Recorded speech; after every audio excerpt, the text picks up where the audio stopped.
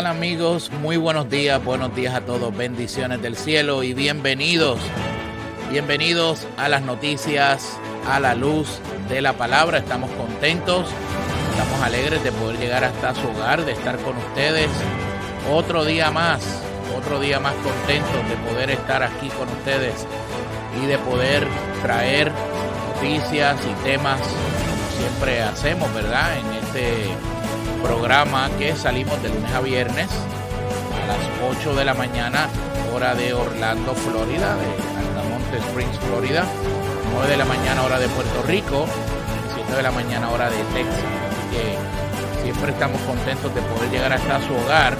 Y como siempre le digo a todo el mundo, comparta este video, déjele saber a todas las personas que ya estamos en vivo, que hemos dado comienzo, que hoy tenemos un excelente programa con un excelente invitado.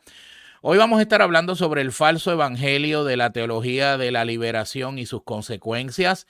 Vamos a estar hablando un poquito sobre esto, ¿verdad? Y viendo varios videos y varias cositas y analizándolo con el invitado que tenemos. Así que nada, mi gente, como siempre le digo, comparte este video en todas las redes sociales suyas, también en su WhatsApp, en su Telegram, etcétera, etcétera. Estamos saliendo en vivo por todas las plataformas de Generación News, al igual que las plataformas del Pastor Julio Vientos, de Facebook. Miren, aquí abajo están mis redes sociales, me puede seguir ahí en Facebook, le da like, ¿verdad? Y se suscribe a mi canal. Pastor Julio Vientos, Instagram, Facebook, Pastor Julio Vientos y en Twitter como J Vientos, pero también estamos saliendo en audio a través de TuneIn, MyTuner Radio, Euforia, y estamos saliendo también a través de Telenorte, canal 19.1, que cubre todo el área oeste de Puerto Rico y todo el área este de Puerto Rico, en televisión a través de Telenorte, ¿ok? En el canal 19.1. Por ahí estamos saliendo también y contentos de poder llegar hasta su hogar y donde quiera que usted se encuentre hoy. Así que aquí estamos, mi gente. Bueno, como siempre hacemos, vamos a saludar a varias personas que ya están conectados. Les saludamos y entonces entramos de lleno a lo que vinimos. Tenemos por aquí que hoy fue Nancy Hernández la que se conectó primero. Nancy, Dios te bendiga. Nancy nos dice buenos días a todos. Bienvenida, Nancy. Nancy dice que también ya compartió el programa. Enid Bochan nos dice bendiciones. Rafael Anal Lebrón dice buenos días y bendiciones para todos. Nos dice por aquí. Tenemos también a Adagüilda Martín Alicea, que nos dice buenos días, Pastor Julio Vientos y bendiciones. Tenemos también por aquí, vamos a ver quién más está por aquí, Rafael Rivera. Mire, Rafael Rivera es de Ponce y este es el hombre que yo le digo, el hombre de la guitarra, aunque no tiene la guitarra hoy en la foto ahí. Rafael, te tomaste el cafecito, ya yo me tomé mi café esta mañana, así que estamos listos. María Rosario dice, primera vez. Bueno, bienvenida, María. Espero que te puedas quedar con nosotros y nos puedas seguir viendo.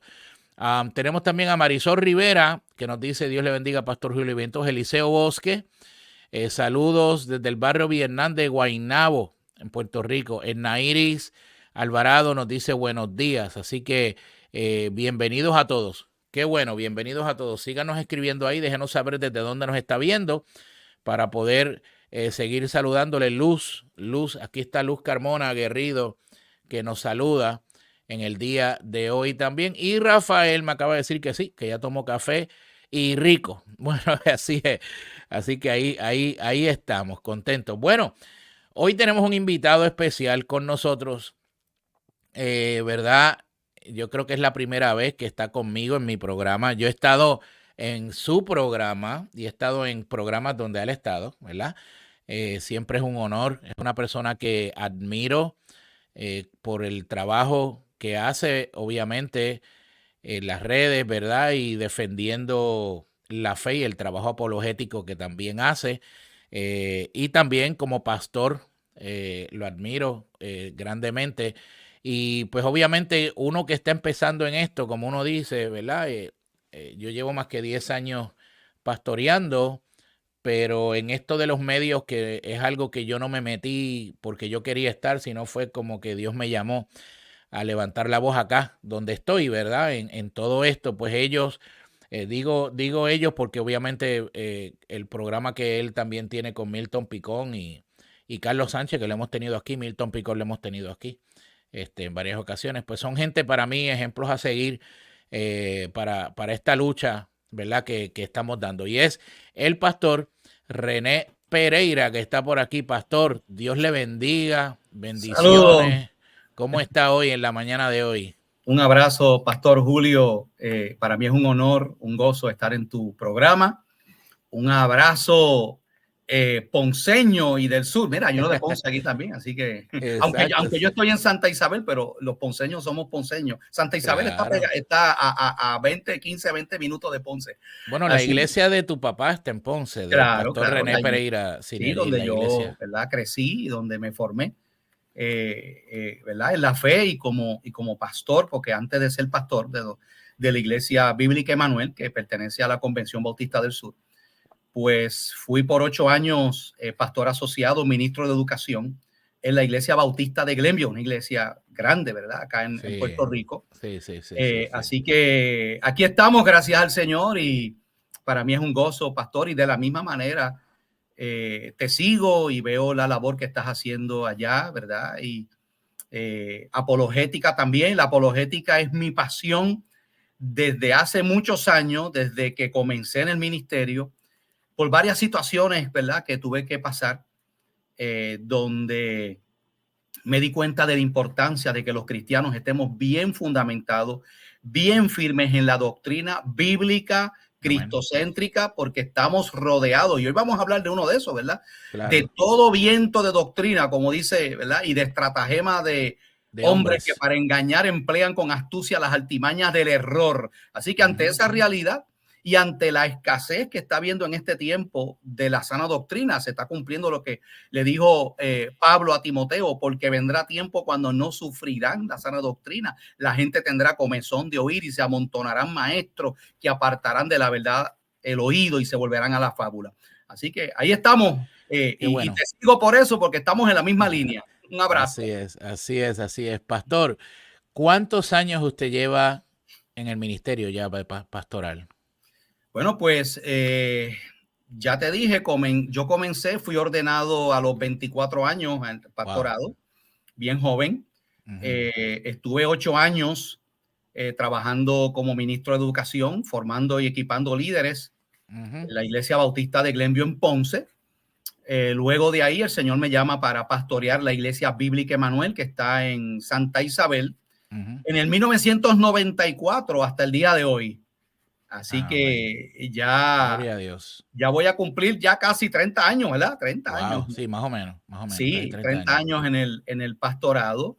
Así que, y bueno, y he estado en los medios. Precisamente en el 1994 comienzo el programa Fe y Crisis con ese enfoque apologético en lo que era en aquel entonces la estación radial AM, Radio Iniciativa, que luego se convierte en la cadena La Roca.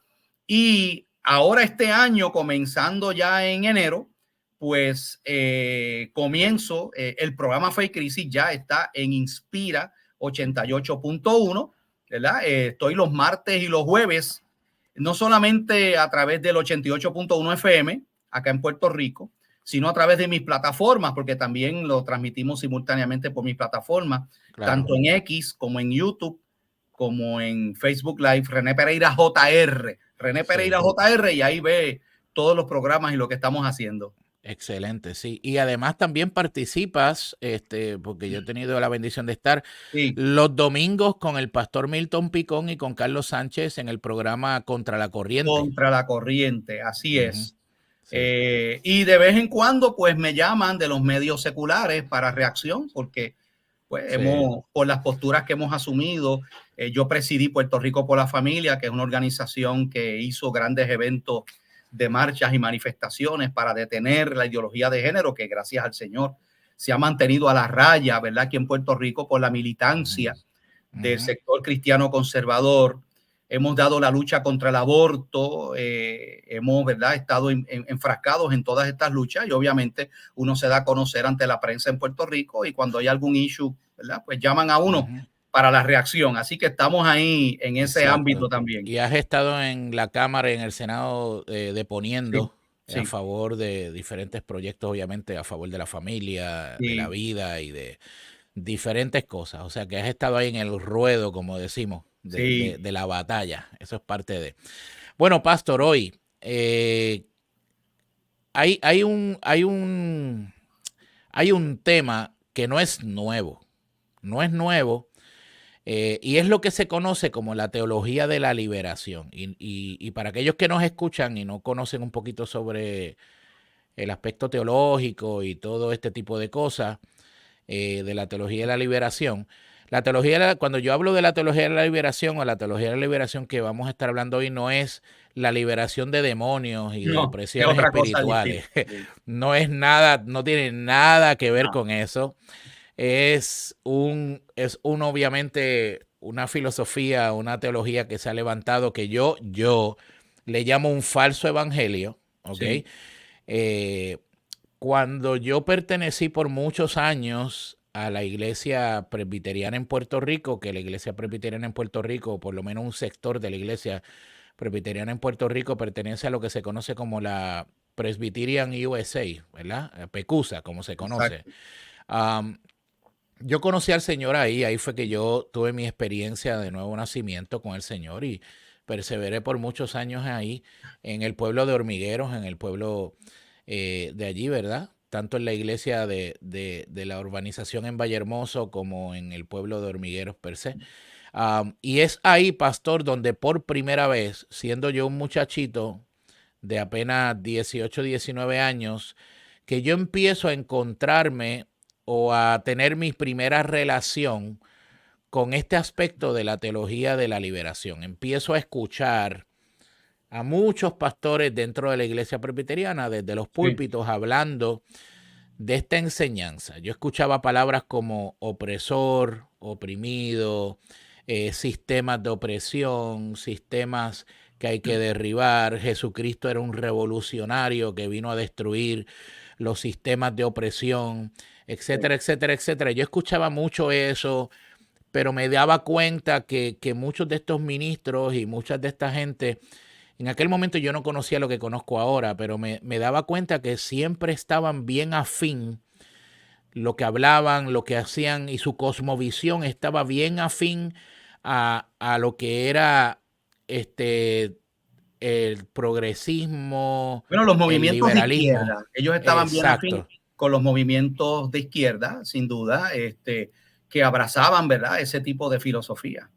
Así es. exactamente. Entonces, obviamente ya han pasado muchos años, conozco un poco mejor sobre esto. Yo fui testigo por los años que estuve en la iglesia presbiteriana del daño atroz que esta teología le hizo a la iglesia, de cómo la destruyó de adentro hacia afuera, de cómo hoy por hoy esto fue el principio de un montón de cosas que empezaron a entrar Sí, luego.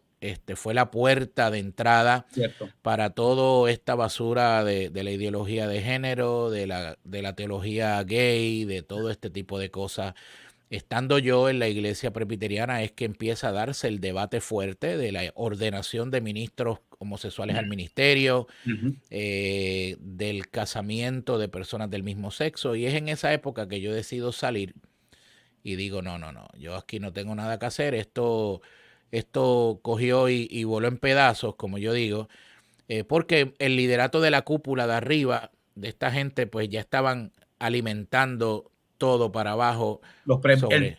El sínodo de Borinquen y los presbiterios del suroeste y toda esa gente. Exacto, pero a nivel de Estados Unidos, pues lo que se conoce como la Asamblea General, eran Sí, también.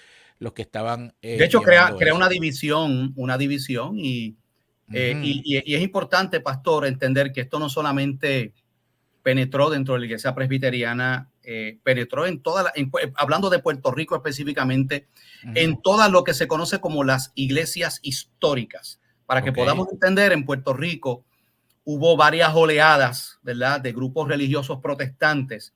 La primera oleada que llegó luego de lo que se conoce como, ¿verdad?, la invasión, el cambio de soberanía.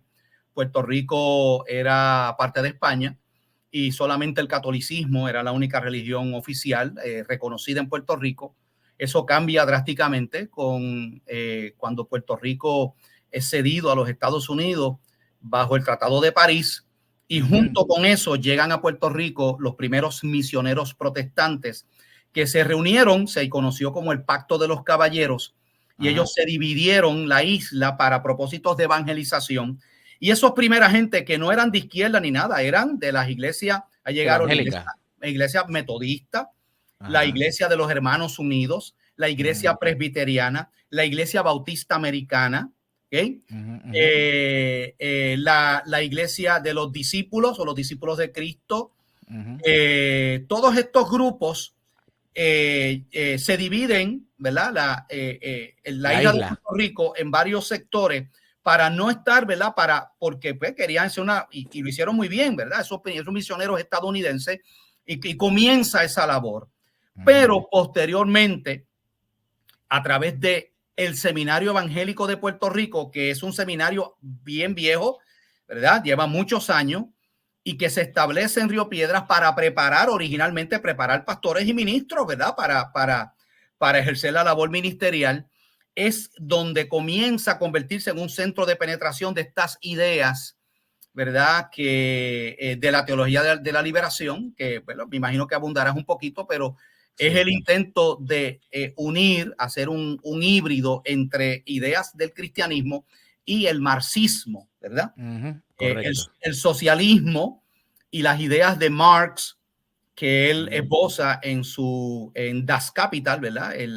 Su obra principal, que es el ideólogo principal. Luego vinieron otros también, y trata de hacer una mezcla, ¿verdad?, Ujú. un sincretismo entre ambas pensamientos, ¿verdad? Y eso Claro. comienza a infiltrarse, y eso mismo que tú describes de la iglesia presbiteriana ha sucedido con otros denominaciones de esa línea. ¿Y por qué digo que hubo varias oleadas? Porque luego, más adelante, para los años 20, llega a Puerto Rico entonces, a raíz del llamado avivamiento de la calle Azusa, los grupos pentecostales que Ujú. comienzan a abrir sus distintas iglesias, y Ujú. luego fueron llegando otros grupos. Ujú. Y lo interesante, pastor, Ajá. es que al día de hoy en Puerto Rico, ese sector de esas iglesias que cumplen más de 100 años, o sea, hay templos de Sí, estos que tienen más de sí. 100 años en Puerto Rico, Sí, porque claro. fueron Yo conozco establecidos. varias. Sí, exacto. Hoy día, la gran mayoría de esas iglesias o están cerradas o quedan Ujú. bien poquitas personas. Sí, ¿Por qué? Porque se enfrascaron en todas estas ideologías y olvidaron la esencia de lo que es el evangelio. Lo echaron a un lado por seguir estas creencias y estas ideologías. Y eso lo que hizo fue, y tú lo has descrito perfectamente bien, eso lo que hizo fue matar y hacerle un daño irreparable a estas iglesias históricas que fueron las primeras que llegaron en el caso de Puerto Rico. exacto.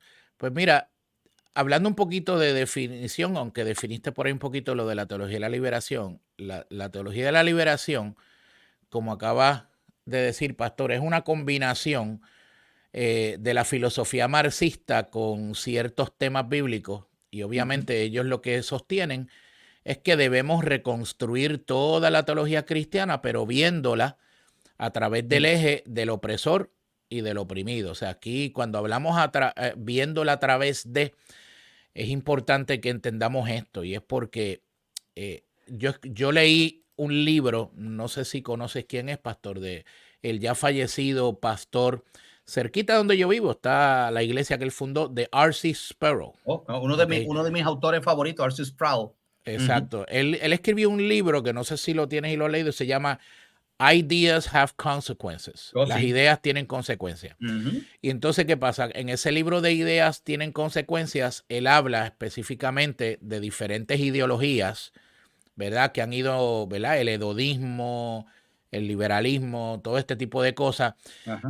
Pero obviamente las ideas tienen consecuencias en el sentido de que obviamente las ideas forman cosmovisión en la gente. Sí. Entonces, obviamente, la teología de la liberación es una cosmovisión. Y es interesante porque esto viene, o sea, la teología de la liberación se desarrolló hace muchísimos años atrás, que esto no es nuevo, los años 50, 60, para defender lo que se conocía como la liberación de diversos grupos, por ejemplo, principalmente negros, Los pobres, indígenas. mujeres, los indígenas, etcétera, De hecho, etcétera, ahí es que etcétera. nace, pastor, nace en la Ujú. década de los 60 en América Latina.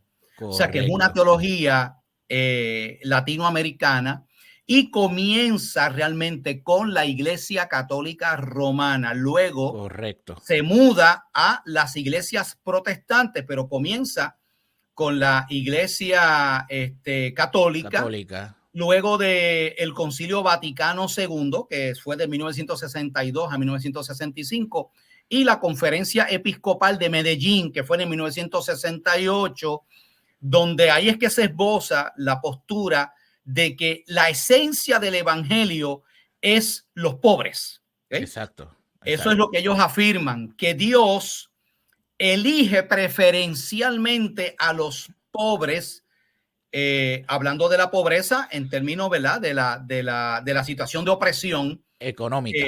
económica, ¿verdad? Entonces, que es básicamente, esa es la tesis del socialismo, Ujú, ¿verdad? ujú. Que quién es el que controla los medios de producción y que se necesita lo que se conoce como la revolución del proletariado para liberar a los pueblos de esos Ujú. esquemas, ¿verdad? De opresión. Exactamente. Entonces, como usted menciona que comenzó en Latinoamérica, algunos de los pensadores o de la gente que impulsaron, pero uno de los más notables fue un sacerdote católico que creo que pertenecía a los jesuitas, que se llamó Gustavo Gutiérrez, ¿ok? Sí, Pero habían otros proponentes como Rubén Alves, Hugo era Asam, José presbiteriano. Miranda. Ajá, Rubén Alves ajá, era un teólogo presbiteriano de Brasil. de Así que, Brasil, sí, correcto. exacto. Rubén Alves, Gustavo Gutiérrez, Hugo Asam, José Miranda, José Luis Segundo, John Sobrino, Leonardo Boff, ¿verdad? Todo, hay un montón de gente, ¿verdad? Dentro también de acá de lo que es en el lado americano, como decir Estados Unidos, la teología de la liberación se generalizó en la última mitad del siglo XX. Por ejemplo, a modo de ejemplo, hubo una obra que se llamaba Contemporary American Theologies de un hombre llamado Dean W. Firm, que ese libro contiene 8 capítulos, 5 de los cuales analizan las posturas teológicas que están actualmente de moda, ¿verdad? De esas 5, una es la teología evangélica, otra es la teología católica romana, y 3 son diversas formas de teología de liberación, que ahí le llaman la teología de la liberación latinoamericana, la teología de la liberación negra, Black Liberation Theology, y la teología de liberación feminista. Y luego llegó la teología también de la liberación de los grupos oprimidos LGBTQ, los trans y toda esa gente. Y los queers, exactamente. La teología queer, de hecho, la teología queer nace precisamente de esa misma línea. Exacto.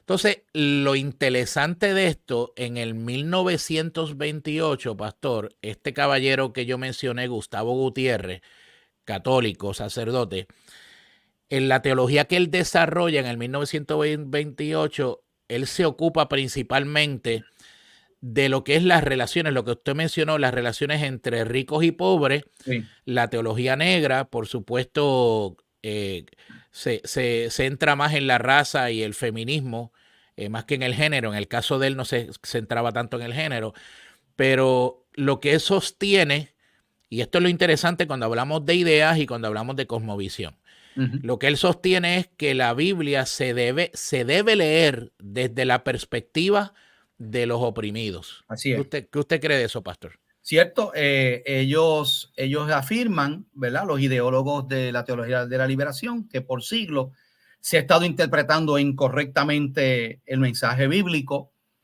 y que cuando tú vas a la Biblia tú encuentras que todo, ¿verdad? Se relaciona con esas situaciones de opresores y oprimidos. Incluso ellos hacen una reinterpretación del Éxodo como una historia de los opresores, en este caso Faraón, ¿verdad? Y el imperio egipcio contra los israelitas, y que esa liberación de ese pueblo es el clásico ejemplo de cómo Dios se preocupa, ¿verdad? Y hay que aclarar algo aquí, pastor, y creo que es importante, porque es que han habido 2 extremos, ¿verdad? Y alguien ha dicho que todos los extremos son malos, ¿verdad? Sí. Está el extremo que estamos mencionando de irte, ¿verdad? Convertir al evangelio en una versión religiosa del socialismo, que dicho sea de paso, no pueden mezclar ambas ideologías porque el socialismo en esencia es ateísta. Es ateísta y anticristiano. Y anticristiano totalmente. De hecho, Marx, si usted sabe esto, decía que la religión era el opio de los pueblos. Exacto, o sea, que decía que la religión era para adormecer la gente, que no se dieran cuenta. Que no se rebelaran contra el abuso de los opresores.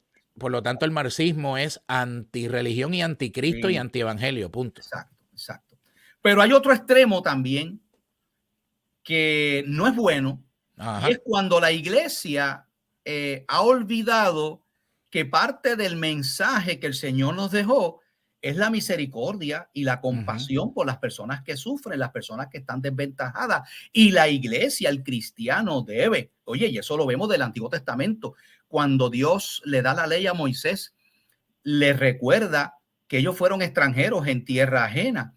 Tendrás misericordia con el extranjero, tendrás misericordia con el huérfano, tendrás misericordia con la viuda, tendrás misericordia con el menesteroso, para que no se levante contra ti, ¿verdad? Y le reclame a Dios. O sea, y Jesús también manifestó esa misericordia, ese amor y esa compasión. Oye, las sanidades que Jesús hizo con las personas, ¿verdad? Que fue parte importante de su ministerio público, fue por un acto de compasión y misericordia. O sea, Jesús no solamente les predicó el reino, les predicó la salvación.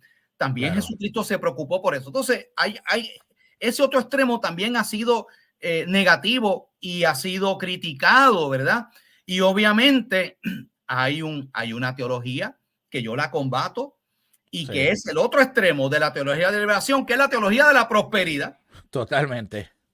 Que a diferencia de la teología de la liberación, que es hecha en Latinoamérica, la teología de la prosperidad, el Prosperity Gospel, el Made in USA, es una teología que exalta el capitalismo. Oiga, la Biblia no es ni socialista ni es capitalista. Es y exalta el materialismo. El materialismo muchísimo. Y la codicia y la explotación. Sí, también. totalmente. O sea, y ningún cristiano debe estar a favor del abuso y la explotación de las personas en necesidad. Claro que no. Entonces, algo bien interesante, pastor, que yo me he dado cuenta en esto de, por lo menos porque como esto, como decimos, la teología de la liberación, esto es más viejo que Matusalén. Lo que pasa es que esto ha ido como que reinventándose poco a poco, Sí. todos los años o todo el tiempo. Y ahora, 2024, 2023, estamos viendo un grupo de ministros y de pastores jóvenes que ahora pues son los jóvenes que son influencers y todo este tipo de cosas, tienen podcast y tienen un montón de cosas, que se maravillan y se dejan sorprender. Como si eso fuera algo nuevo. Con esto, exacto, lo abrazan, Ajá. lo promueven, mordieron el anzuelo, muchos de ellos en este aspecto. Entonces, ¿qué pasa? Escuchan mucho ahora el concepto justicia social, ¿verdad? Justicia social. Entonces, escuchan mucho eso y como usted decía, pastor, la iglesia está llamada a hacer justicia social, estamos llamados a hacer, pero estamos llamados a hacer la justicia social bíblica, Claro. no la justicia social de Marx, ni la justicia social secular. La iglesia está llamada a hacer justicia social, definitivamente. El problema es que cuando yo escucho a esta gente que hablan de justicia social, yo digo, wow, espérate, pero es que esa justicia social de la que ellos hablan, esto no es lo que la Biblia dice, esto no es lo que la Biblia enseña sobre justicia social, porque la justicia social de ellos presentan a un Jesús como un revolucionario, ¿verdad? Jesús era un revolucionario que vino a destruir todos los sistemas de opresión. Y yo digo, wow, pero eso está bien loco, porque si eso hubiese sido así, que Jesús era un revolucionario político, pues entonces, ¿por qué no destronó el imperio de Roma y nos dejó entonces ese ejemplo para nosotros hacer lo mismo acá? ¿Entiendes?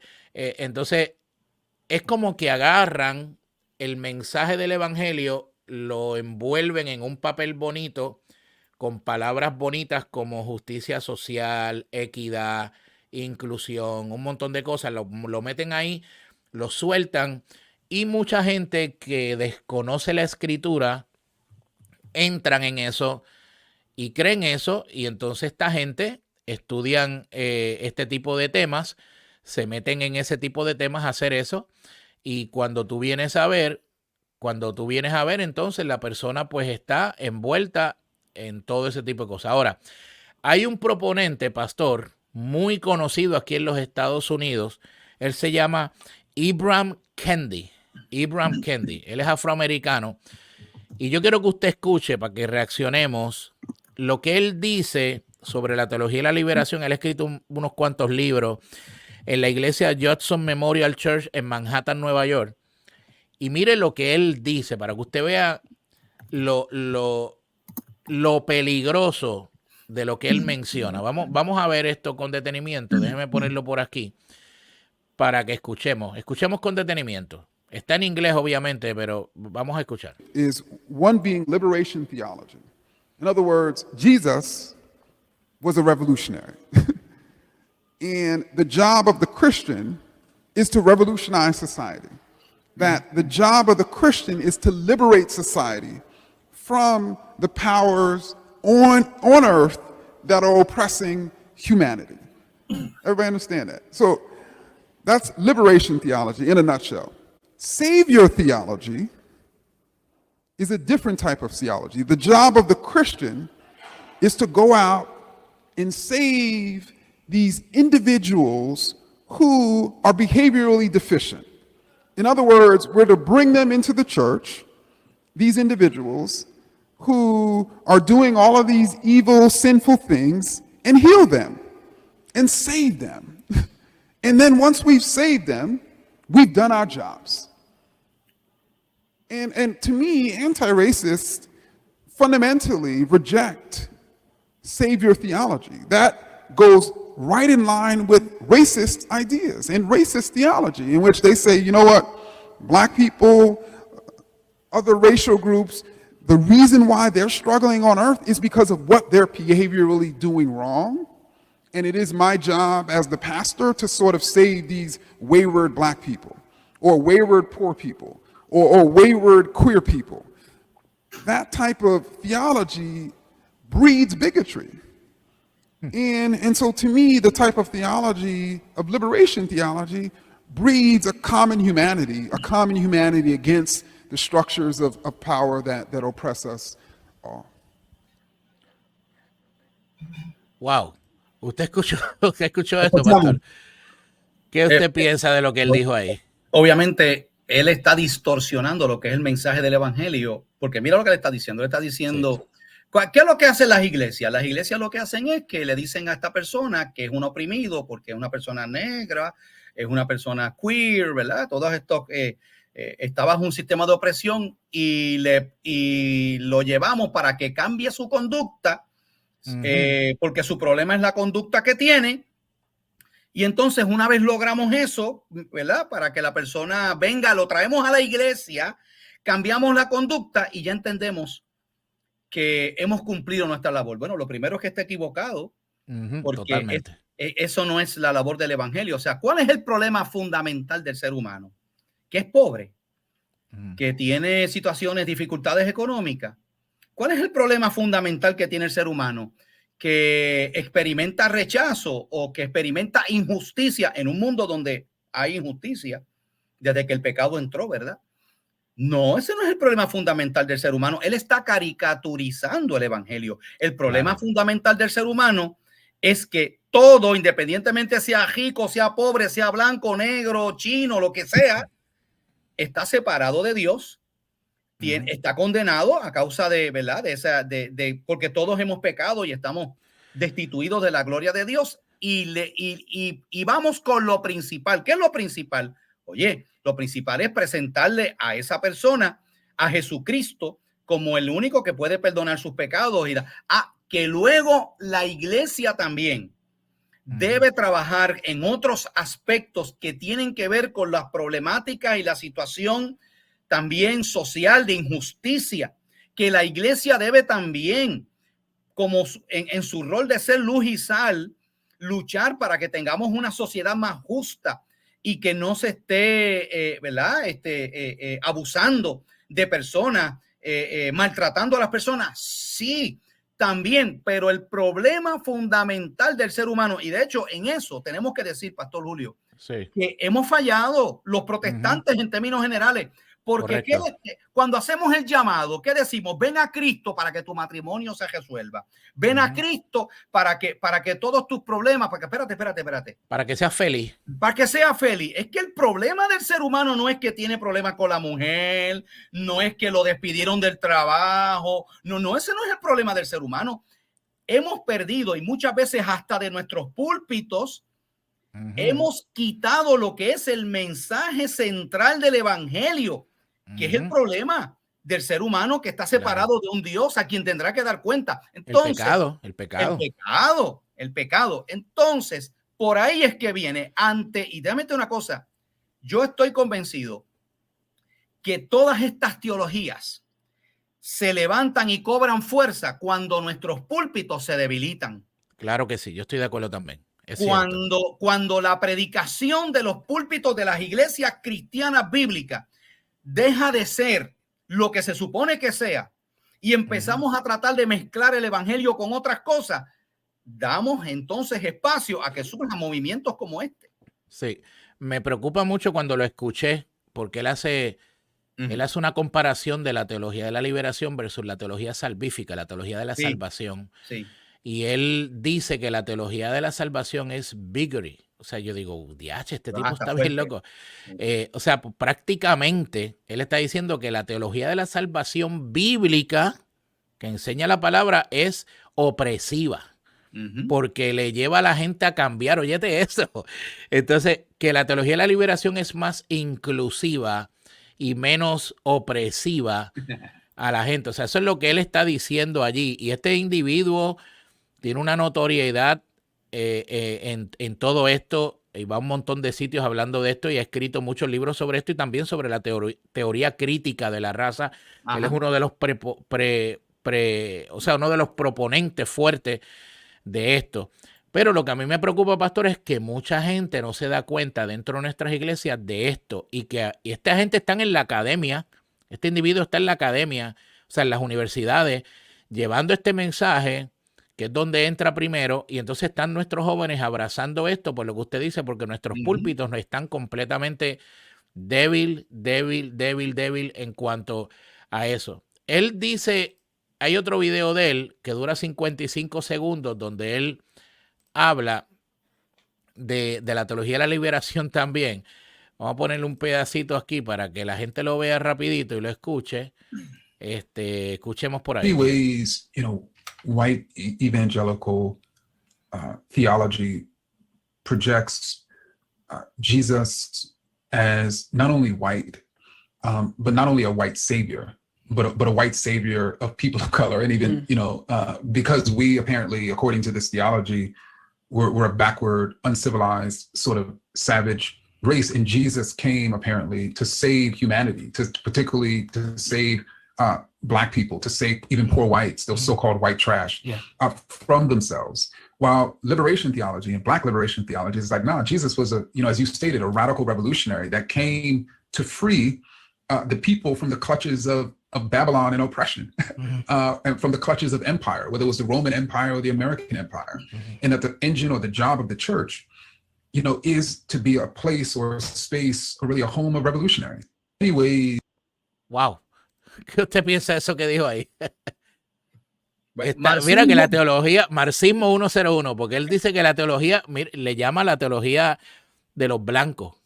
¿Okay? La teología de los blancos dice que los negros, yo digo, ¿de dónde él saca eso? ¿De dónde él saca eso? Dios mío, Señor, ten misericordia, tú sabes. Es una locura, una locura. Bueno, yo tengo otro video que quiero que lo compartamos ahorita y vamos a seguir abundando del tema, pero vamos primero a una pausa de nuestros auspiciadores y cuando regresemos de la pausa, pues entonces continuamos, pastor, con el tema. Claro que sí. Y continuamos con nuestros televidentes y nuestros oyentes que están aquí en el mismo. Así que vamos